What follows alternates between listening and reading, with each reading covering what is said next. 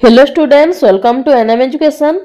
आज वीडियो रे class 5 MIL book रो फर्स्ट चैप्टर जातीय ध्वज आम उड़ई फरफर पद्य को आवृत्ति करबा एवं आलोचना करबा।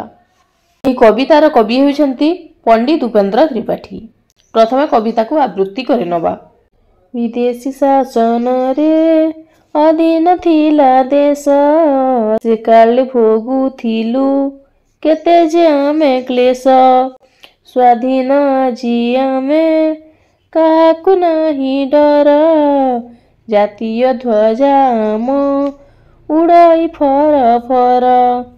एणिकी भल जाहा करिबु सेही काम, जातिर इतिहासे रहिब आम नाम। कर्तव्य पथ धरी होइबु अग्रसर, जातीय ध्वज आम उड़ई फर फर।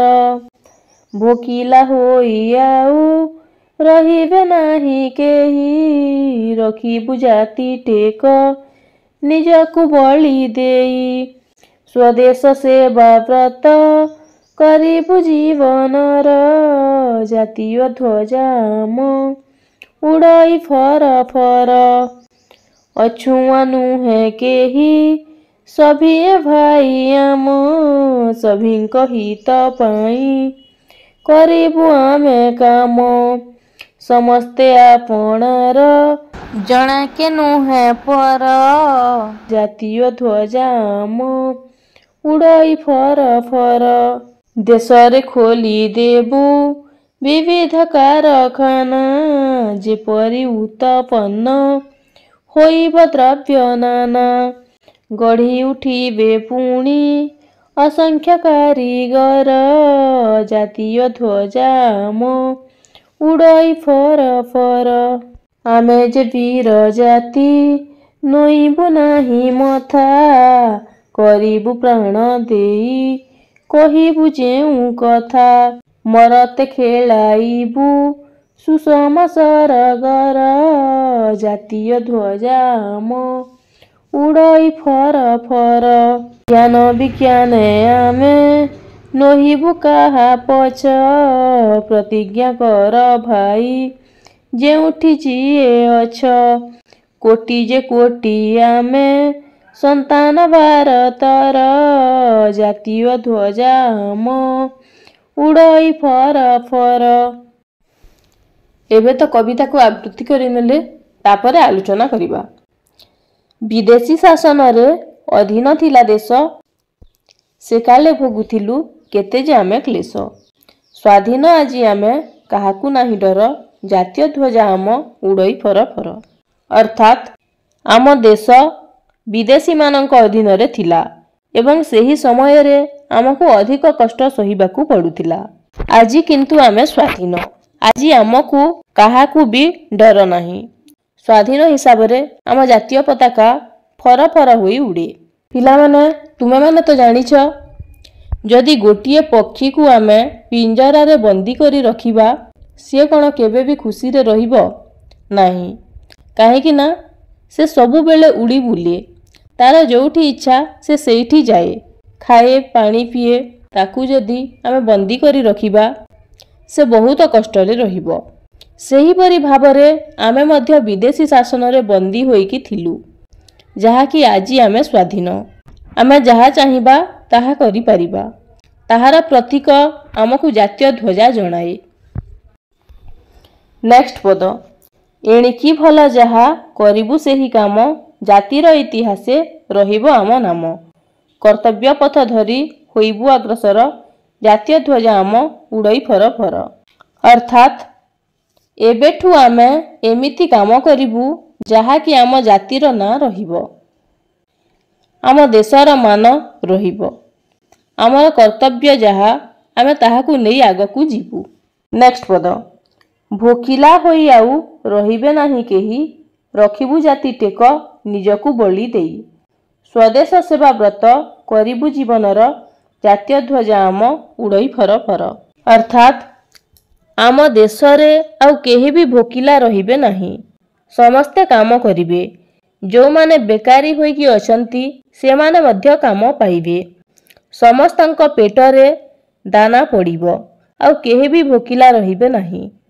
ଆମ ଦେଶର ମାନ ସମ୍ମାନକୁ ରଖିବା ପାଇଁ ଆମେ ନିଜକୁ ବଳି ଦେଇ ମଧ୍ୟ ତା ନାଁ ରଖିବୁ। ଆମ ଦେଶର ଗୋଟିଏ ମାତ୍ର ବ୍ରତ ରହିବ କ'ଣ? ସ୍ୱଦେଶ ସେବା ବା ନିଜର ଦେଶର ସେବା। ନେକ୍ସଟ ପଦ, ଅଛୁଆଁ ନୁହେଁ କେହି ସଭିଆଁ ଭାଇ ଆମ, ସଭିଙ୍କ ହିତ ପାଇଁ କରିବୁ ଆମେ କାମ। ସମସ୍ତେ ଆପଣାର ଜଣାକେ ନୁହେଁ ପର, ଜାତୀୟ ଧ୍ୱଜା ଆମ ଉଡ଼ଇ ଫର ଫର। ଅର୍ଥାତ୍ ଆମ ଦେଶରେ କେହି ବି ଅଛୁଆଁ ରହିବେ ନାହିଁ। ମାନେ କ'ଣ? ଆଗରୁ ଯେଉଁ ଜାତିଭେଦ ଭାବ ରହୁଥିଲା ସେସବୁ ଆଉ ରହିବ ନାହିଁ। ଆମେ ସମସ୍ତେ ଭାଇ ଭାଇ, ଆମେ ସମସ୍ତେ ଏକ, ଆମେ ସମସ୍ତେ ଗୋଟିଏ ମାଆର ସନ୍ତାନ, ଆମେ ସମସ୍ତେ ହେଉଛୁ ଭାରତ ମାଆର ସନ୍ତାନ। ଆମେ ସମସ୍ତେ ଏଠି ସମାନ, କେହି ବି କାହାଠାରୁ ଅଲଗା ନୁହଁ। ତେଣୁ ଆମେ ଏମିତି କାମ କରିବା ସମସ୍ତଙ୍କ ହିତ ପାଇଁ ବା ସମସ୍ତଙ୍କ ଭଲ ପାଇଁ। ଆଜି ଆମେ କାମ କରିବା, ସମସ୍ତଙ୍କ ଖୁସି ପାଇଁ ଆମେ କାମ କରିବା। ଏଠାରେ କେହି ବି ପର ନୁହନ୍ତି, ସମସ୍ତେ ଆମ ନିଜର। ନେକ୍ସଟ ପଦ, ଦେଶରେ ଖୋଲି ଦେବୁ ବିବିଧ କାରଖାନା, ଯେପରି ଉତ୍ପନ୍ନ ହୋଇବ ଦ୍ରବ୍ୟ ନାନା। ଗଢ଼ି ଉଠିବେ ପୁଣି ଅସଂଖ୍ୟ କାରିଗର, ଜାତୀୟ ଧ୍ୱଜା ଆମ ଉଡ଼ଇ ଫର ଫର।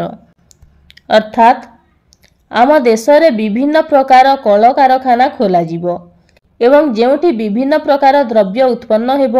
ଏଠାରେ କବି ବର୍ଣ୍ଣନା କରିଛନ୍ତି ଆମ ଦେଶ ମଧ୍ୟ କାହାଠାରୁ ପଛରେ ରହିବ ନାହିଁ, ସମସ୍ତଙ୍କ ଠାରୁ ଆଗରେ ରହିବ ଏବଂ ଆମ ଦେଶରେ ମଧ୍ୟ ବିଭିନ୍ନ ପ୍ରକାର ଦ୍ରବ୍ୟ ଉତ୍ପନ୍ନ ହେବ ଏବଂ ସେହି କଳକାରଖାନାରେ ବିଭିନ୍ନ ପ୍ରକାର ଲୋକଙ୍କୁ ଚାକିରି ମିଳିବ, ଯାହା ଫଳରେ ଯେଉଁ ବେକାରୀ ଲୋକମାନେ ଆଜି ବସି ରହିଛନ୍ତି ସମସ୍ତଙ୍କୁ କାମ ମିଳିବ। ଅସଂଖ୍ୟ କାରିଗର ଆମ ଦେଶରେ ଗଢ଼ି ଉଠିବେ। ନେକ୍ସଟ ପଦ, ଆମେ ଯେ ବୀର ଜାତି ନୋଇବୁ ନାହିଁ ମଥା, କରିବୁ ପ୍ରାଣ ଦେଇ କହିବୁ ଯେଉଁ କଥା। ମରତେ ଖେଳାଇବୁ ସୁଷମା ସରଗର, ଜାତୀୟ ଧ୍ୱଜା ଆମ ଉଡ଼ଇ ଫର ଫର। ଅର୍ଥାତ୍ ଆମେ ବୀର ଜାତି, ଆମ ମଥା କାହା ଆଗରେ ନଇଁବ ନାହିଁ। ଯେଉଁ କଥା ଆମେ କହିବୁ ନିଜର ପ୍ରାଣ ଦେଖି ମଧ୍ୟ ପାଳନ କରିବୁ। ସରଗର ଯେପରି ଫୁଲ, ସରଗର ଯେପରି ସୌନ୍ଦର୍ଯ୍ୟ, ସେହି ସବୁ ଜିନିଷ ଆମ ମର୍ତ୍ତ୍ୟରେ ଖେଳେଇବୁ, ମର୍ତ୍ତ୍ୟରେ ଗଢ଼ିବୁ। ଲାଷ୍ଟ ପଦ, ଜ୍ଞାନ ବିଜ୍ଞାନେ ଆମେ ନୋହିବୁ କାହା ପଛ, ପ୍ରତିଜ୍ଞା କର ଭାଇ ଯେଉଁଠି ଯିଏ ଅଛ।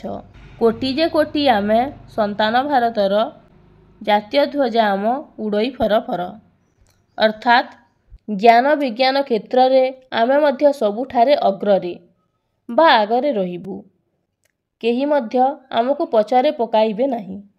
ଯିଏ ଯେଉଁଠି ଅଛ ଏତିକି ପ୍ରତିଜ୍ଞା କର, କେବେ ହେଲେ ଆମ ଜାତିର ନାଁ ତଳକୁ ପକାଇବାକୁ ଦେବା ନାହିଁ। ସବୁବେଳେ ଆମ ଜାତିର, ଆମ ଦେଶର ନାଁକୁ ଟେକି ରଖିବା। ଜୀବନ ଯିବ ପଛେ ଆମ ଦେଶର ନାଁ, ଆମ ଜାତିର ନାଁ ତଳକୁ ପକାଇବାକୁ ଦେବା ନାହିଁ। ତ ଆମର ଜାତୀୟ ପତାକା ଫର ଫର ହୋଇ ସ୍ୱାଧୀନ ଭାବରେ ଫର ଫର ହୋଇକି ଉଡ଼ୁଛି। ପିଲାମାନେ, ଆଶା କରୁଛି ପଦ୍ୟଟିକୁ ଭଲ ଭାବେ ବୁଝିପାରିଥିବ। ଯଦି ଭିଡ଼ିଓଟି ଭଲ ଲାଗିଥାଏ ତାହେଲେ ଗୋଟିଏ ଲାଇକ୍ କରିଦିଅ। ଧନ୍ୟବାଦ।